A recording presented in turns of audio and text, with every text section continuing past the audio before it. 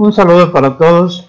Después de haber hecho un paréntesis para dar paso a la Semana de la Familia que felizmente se realizó la otra semana, hoy retomamos nuestras clases. Hoy es martes, nos toca el tema del querigma. ¿Qué es el querigma y cómo debemos de llevar a la práctica el querigma? Es lo que tenemos que volver a analizar y ir puntualizando cada una de las partes en las que se compone, para que podamos nosotros cumplir la vocación que Dios nos ha dado por ser bautizados, y así poder extender el reino de Dios, construir la civilización del amor, de manera que nuestra vida tiene que ser verdaderamente una vida de anuncio. El tema se llama Anunciemos la Buena Nueva, y dentro de este tema, al anunciar la Buena Nueva, nosotros queremos cumplir esa vocación que Dios nos da y poder realmente trabajar por la evangelización de todos los pueblos. Invoquemos como cada clase la fuerza del Espíritu Santo para que nos ilumine y para que abramos nosotros nuestro espíritu, nuestro corazón y nuestra voluntad a hacer y cumplir la misión del querigma. En el nombre del Padre, y del Hijo, del Espíritu Santo. Amén. Ven, Espíritu Santo, llena los corazones de tus fieles y enciende en ellos el fuego de tu amor.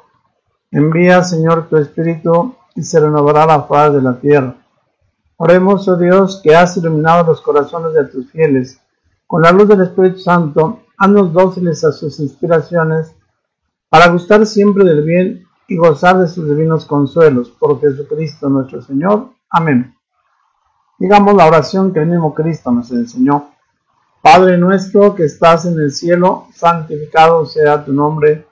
Venga a nosotros tu reino. Hágase tu voluntad en la tierra como en el cielo. Danos hoy nuestro pan de cada día. Perdona nuestras ofensas, como también nosotros perdonamos a los que nos ofenden. Y no nos dejes caer en la tentación, y líbranos de todo mal. Amén. Comencemos entonces con nuestra clase y dispongámonos para que vayamos haciendo anotaciones y pongamos en práctica esta enseñanza y hacer una buena labor en nuestra vida. Segunda parte de la misión querigmática, anunciamos la buena nueva. ¿Cuál es el objetivo? Que todos aceptemos la misión de anunciar la buena nueva de la salvación en Cristo Jesús, predicando su evangelio, ya que el centro del querigma es la persona y la obra salvadora de Jesús como Señor. Fíjense, entendemos que anunciar la buena nueva no es de nosotros, sino la obra de Cristo Jesús. La misión querigmática es realizar la obra de Jesús. El centro del querigma es la persona de Jesús y la obra salvadora de Jesús como Señor. Nosotros tenemos que aceptar que la misión de Jesús es nuestra propia misión. Nuestro Señor Jesucristo predicó la santidad de vida, de la que Él es maestro y modelo, a todos y a cada uno de sus discípulos de cualquier condición que fuese. El mundo tiene más de 7,000 millones de hombres y no hemos alcanzado ni la mitad, ni menos de la mitad, de anunciar el Evangelio. Y esto nos está retrasando para la llegada de Cristo. Cristo vendrá a poner el mal, a sujetar el mal y a poner las cosas hasta que el Evangelio sea predicado hasta el último rincón de la tierra. Pongamos mucho empeño en que podamos nosotros trabajar y colaborar para acelerar la venida de Cristo y no la retrasemos. Por eso mi empeño en que nosotros estudiemos y veamos cómo debemos de evangelizar, cuál es la primera parte de la evangelización y cuál de esas partes son las más principales y en qué debe estar el contenido. Recuerden, los desafíos y retos de la misión querigmática establecen que para lograr el encuentro con Jesucristo vivo, mediante una evangelización en orden a la conversión, se siguen estos pasos. Del primer momento, dar el primer anuncio para ofrecer la experiencia de un encuentro personal con Jesucristo vivo. que es propiamente el carisma, anunciar, para ofrecer una experiencia personal con Jesucristo vivo. El segundo momento es que este encuentro con Jesucristo se logra cuando la persona desea adherirse a Él. No basta solamente anunciar, es necesario hablar, pero hablar de mi propia experiencia, no de mis conocimientos, sino ofrecer la experiencia o lo que llamamos también el testimonio personal de haber tenido un encuentro con Jesucristo vivo, para que en un tercer momento podamos recibir una catequesis carismática como una opción sólida de nuestra fe en Jesucristo. Hagamos pues un anuncio al Evangelio. Vivamos siempre el momento de Jesucristo. Vivamos la experiencia de que Él vino a salvarnos y quiere mostrarnos su amor y su presencia entre nosotros. La acción de evangelizar es para todos los bautizados, puesto que los fieles cristianos tienen dones diferentes, deben de colaborar en el Evangelio, cada uno según su oportunidad, su facultad, su carisma, su ministerio. Todos por consiguiente tenemos que hacer una labor, unos en sembrar, otros son los que ciegan, otros los que plantan, otros los que riegan. Es necesario que sea una sola cosa, a fin de que dediquen su esfuerzo unánimes a la edificación de la iglesia, nos dice el documento Adientes número 28. Y en Evangelii Gaudium número 128 nos dice que la predicación sea siempre respetuosa y amable. El primer momento es un diálogo personal donde la otra persona se expresa y comparte sus alegrías, sus esperanzas, las inquietudes por sus seres queridos y tantas cosas que llenan el corazón, dando un testimonio personal. Realmente es una labor muy hermosa, muy bonita, la de evangelizar. San Pablo dice, ay de mí si no evangelizare. Nosotros también debemos de tener ese ardor, ese celo por evangelizar. Como decía, cada quien en su lugar, en su ambiente, en su forma. Cada quien con estas características, siempre una actitud respetuosa y amable. El primer momento es un diálogo personal, donde la otra persona se expresa y comparte sus alegrías, sus esperanzas, sus inquietudes por sus seres queridos, tantas cosas que llenan el corazón, dando un testimonio personal. Es una riqueza el poder evangelizar. Enamorémonos de la acción evangelizadora y vivámosla con plenitud de nuestra vida. Veamos otros aspectos. Evangelio es una palabra de origen griego, angelus, que quiere decir buena noticia. Vemos pues esa buena noticia. La evangelización comprende los siguientes aspectos. Comprende una dimensión física, la compasión por las necesidades materiales, la compasión por las enfermedades, la compasión por los sufrimientos. Esa primera dimensión no podemos hacerla a un lado.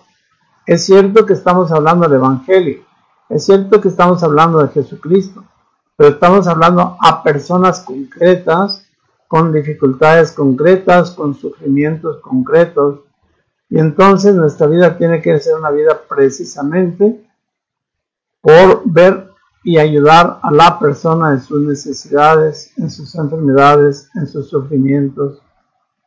Es necesario que tengamos una dimensión espiritual, es decir, la liberación del pecado.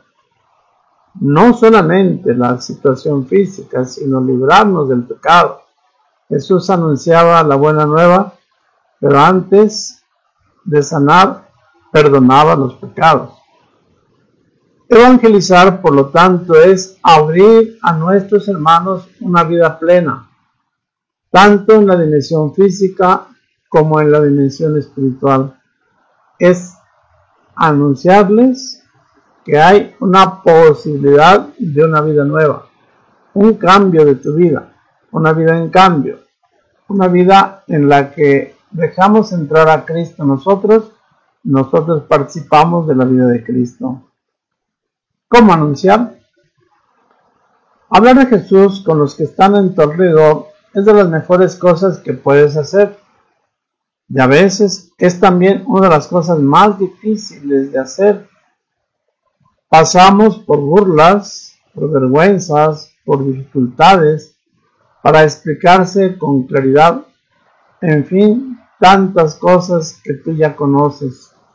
Es decir, no es fácil el proclamar que Jesús es el Salvador, para darnos ánimo en nuestro papel de anunciar la buena nueva y dar un buen testimonio de Jesús. Es necesario que nosotros conozcamos y vivamos esa experiencia salvadora de Jesús. No hay nada mejor para nosotros que conocer cada vez más y mejor el Evangelio, ya que es el mensaje que queremos anunciar, pero sobre todo es el mensaje que un día empezamos a vivir. Es el mensaje que anhelamos que se transforme en nuestra vida. Es el mensaje que en nosotros tiene y va a producir un cambio de vida, un cambio de mentalidad, una acción nueva. Veamos cuál fue la pedagogía de Dios, para que conociendo cuál fue la forma en la que Jesús fue realizando su obra, nosotros también la podamos realizar. La persona y la vida de Jesús forman la pedagogía de la comunicación plena de Dios con el hombre. Jesús es el gran comunicador de Dios, es el primer evangelizador. Él es el Evangelio, Él es la buena nueva.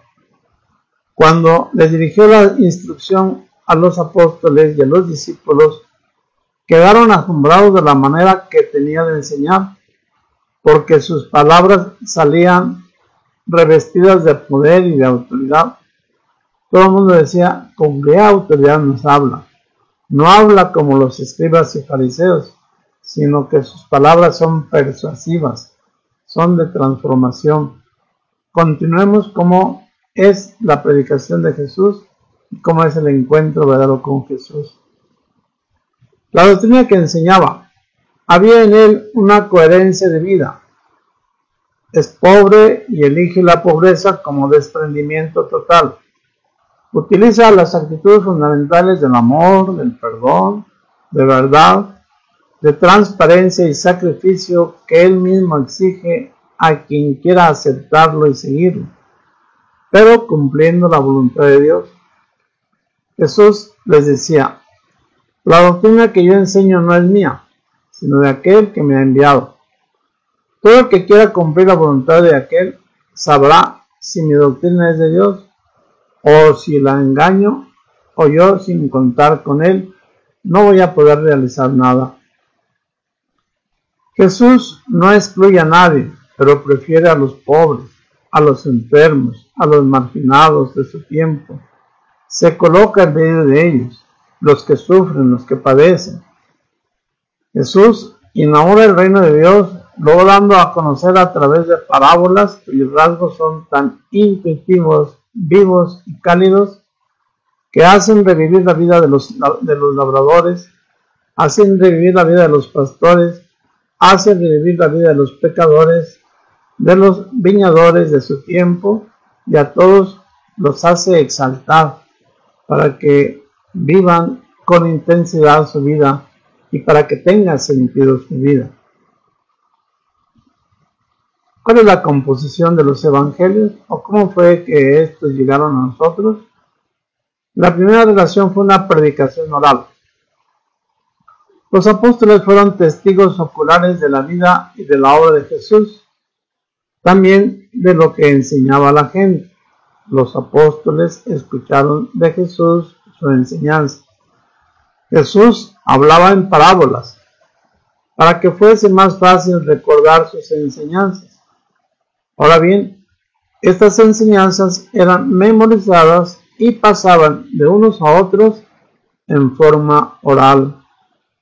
Ahí fue el primer origen del anuncio de los evangelios, pero todo a través de la enseñanza de Jesús y de la misma vida de Jesús. Los escritos. Los primeros escritos se basaban en sus memorias y se escribían en forma desordenada. Era como una colección de dichos. Muchas veces se trataba de un solo evento con diferentes estilos narrativos, lo que se llamó o se conoce como escritos sinópticos. Los primeros escritos se referían a la pasión y muerte de Jesús, ya que fue lo que más les impresionó.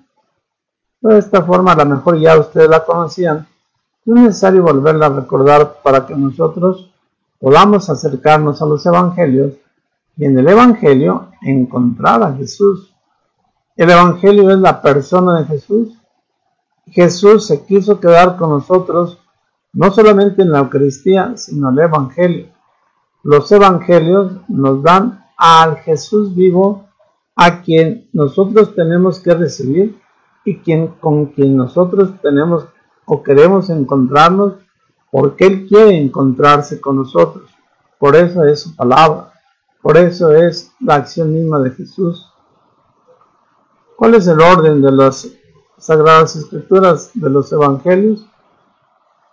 Se escriben las tradiciones orales como una recopilación de los dichos de Jesús y de todo lo que se acordaba la gente. Luego viene la ordenación de esos dichos de manera cronológica y lógica. Por lo tanto, se mencionan referencias de carácter teológico, como decir que Jesús es el Hijo de Dios, Jesús es el Mesías, Jesús es el Señor. Y luego se adentran en su mensaje de manera más profunda. Al fin, se completa la redacción de los documentos, que muchos de los originales se han perdido, y por lo tanto existen los más antiguos, que son traducciones al griego y al latín. Para referirse a cada evangelio se usa una preposición, ustedes lo habrán dicho, evangelio según. Lectura de la palabra según, es decir, una preposición en la que nos están narrando que lo que se está hablando o lo que se va a hablar es una expresión de origen primero verbal de acontecimientos y hechos que fueron llegando a nosotros. ¿Quiénes son o de quién son los escritos de los evangelios? Los 4 evangelistas son los autores respectivos de los evangelios: Mateo, Marcos, Lucas y Juan el apóstol. Cada uno de ellos vivió tiempos distintos y dirigió sus escritos a distintas comunidades. Por lo tanto, pueden encontrarse ciertas diferencias y ciertas coincidencias en sus escritos. Sin embargo, lo más importante siempre es el mensaje de Jesús, que es palabra de Dios, verbo hecho carne, pues fue el Espíritu Santo quien lo inspiró a escribir. De tal manera que en los apóstoles tenemos a 4 evangelistas, que son los que de alguna manera, vamos a verlo más adelante, escribieron y nos dan a conocer la palabra de Dios.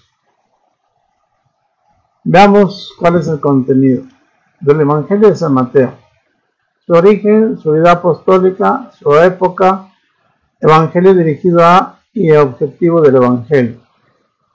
San Mateo. El origen del evangelio de San Mateo él era un publicano y recaudador de los impuestos que los romanos cobraban.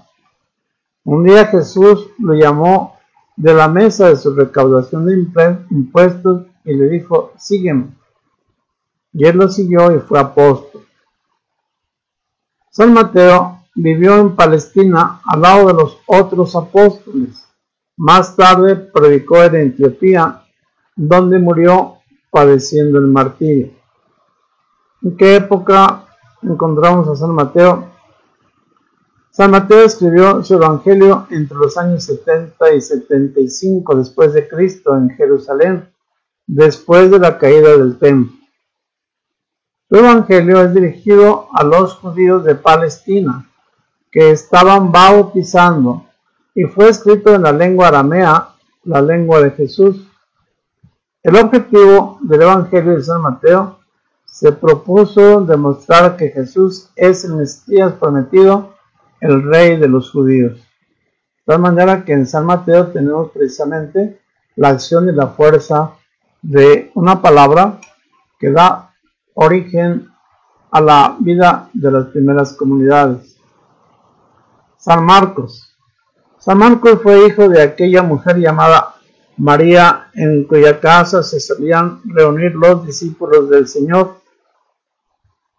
Su vida apostólica, San Marcos no fue apóstol de Jesús, sino más tarde fue discípulo de Pedro, cuando éste estaba preso.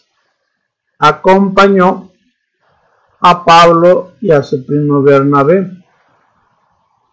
¿En qué época escribió San Marcos? Escribió en Roma lo que Pedro le enseñaba entre los años 66 y 70 después de Cristo. Es un evangelio dirigido a los cristianos romanos de origen no judío. Lo escribió en griego, su evangelio es el más breve.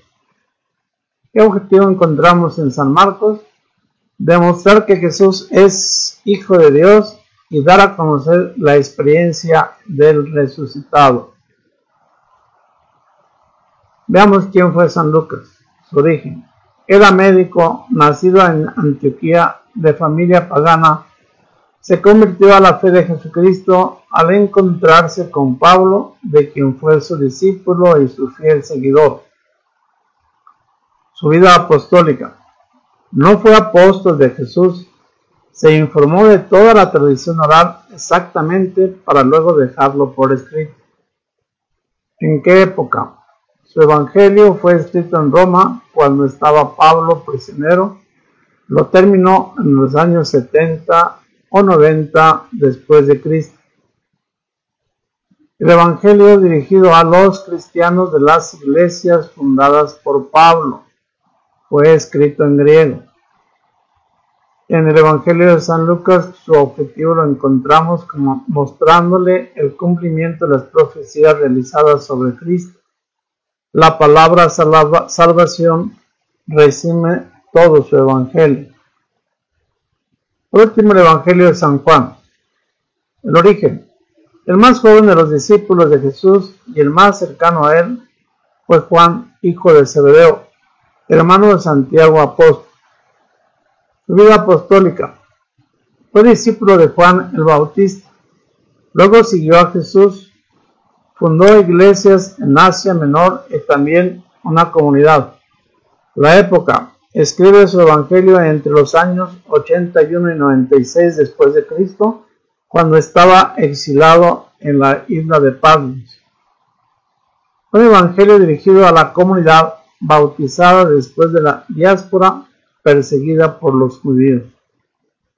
¿Cuál es el objetivo del evangelio de San Juan? El objetivo del evangelio de San Juan es robustecer la fe en la divinidad de Jesús. Es más bien un escrito teológico con la intención de enseñar, no de narrar. No es tanto histórico, sino narrativo. Y con esto tenemos ya nosotros un poquito más la idea de cómo fue la historia o el proceso, un poquito, si pudiéramos llamar de proceso, de los evangelios. Y cómo en estos evangelios encontramos nosotros, vuelvo a repetir, la vida de Jesús, la acción misma de Jesús entre nosotros. ¿Por qué? Porque en cada evangelio nosotros no vamos a estudiar ni un poco de historia, ni un poco de ciencia, ni un poco de escritura, ni un poco de arte, ni de nada, sino la vida y la persona de Jesús, para que podamos nosotros entonces predicarla. Esa es la intención en la cual nosotros estamos dando durante este curso del Querigma, el origen de cada uno de ellos, para que podamos nosotros ir a esa fuente y bebiendo de esa fuente encontrarnos personalmente nosotros con Jesús para luego mostrarlo a los demás. Van ustedes a disculpar que de alguna manera esta pequeña clase pues sea un poquito rápida, porque de hecho nosotros debíamos de tener en cuenta estos pasos para que los tengamos así como un vademecum, como una especie de guía de camino, de enseñanza, Primero, para vivir nosotros. Segundo, para mostrarlo a los demás. Ciertamente, a mí me gustaría poderlo tener de alguna manera ya escrito, editado, para que en la casa cada quien pueda irlo repasando, porque son verdades fundamentales. Si ustedes quieren, muy sencillas, y si ustedes quieren ya las habrán oído, pero son importantes porque de alguna manera nos hacen crecer en la fe y en la confianza en Dios.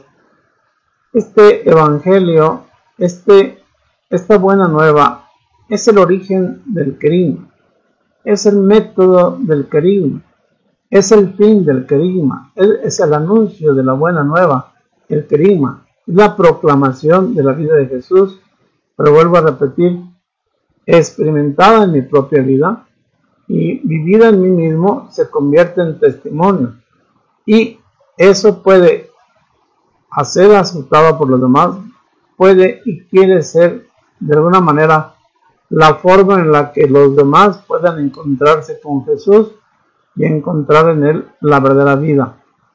Recuerdo muy bien una enseñanza del obispo que me ordenó el señor Fidel Cortés Pérez, que hablar de Jesús es hablar de quien es mi amigo, de quien yo me encuentro, de quien yo vivo con Él, y es como si nosotros mismos vivimos la misma vida de Él y podemos también expresarla por nuestras acciones, por nuestras obras. Quien recibe la Sagrada Eucaristía recibe a Jesús, y quien recibe la palabra de Dios recibe a Jesús. De tal manera que el mismo grado, el mismo nivel, la misma persona de Jesús está en la Eucaristía y está en la Biblia, está en la palabra de Dios. De tal manera que así como hacemos reverencia y honor y adoración a la Eucaristía, también tenemos que tener por alto y como entrega y como base la palabra de Dios, que es la persona de Jesús, que me habla aquí y ahora y para mí y en mí y conmigo. De tal manera que amemos esa palabra de Jesús. Esa es nuestra vida. En Él encontramos la solución de nuestros problemas. En Él encontramos muchas veces la falta de amor. Muchas veces cuando hay tristeza o hay desánimo, o cuando entra en nosotros la nostalgia por diferentes cosas, la única solución en quien podemos tener y vamos a tener la solución para todo está precisamente en la palabra de Jesús, o en Jesús vivo en la Sagrada Eucaristía. Dejémonos transformar por Él. Dejemos que esa obra de Dios en nosotros, que hizo por amor, por una locura del amor de Dios, fue quedarse para nosotros en su palabra, y la palabra hecha carne, y en la Eucaristía el pan hecho carne para ser alimento de nuestra vida. Demos gracias a Dios, invocando a la Santísima Virgen María, que nos ha traído a Jesús y está constantemente ofreciéndonos la intercesión de ella como madre, para que nosotros recibamos a Jesús. Dios te salve María, llena eres de gracia, el Señor está contigo, bendita eres entre todas las mujeres, y bendito es el fruto de tu vientre Jesús. Santa María, Madre de Dios, ruega por nosotros los pecadores, ahora y en la hora de nuestra muerte. Amén. Dulce Madre, no te alejes, tu vista de mí no apartes. Ven conmigo a todas partes, y nunca solo me dejes. Ya que me proteges tanto como de la Madre, haz que me bendiga el Padre, el Hijo y el Espíritu Santo. Amén. El Señor les bendiga y les acompañe siempre.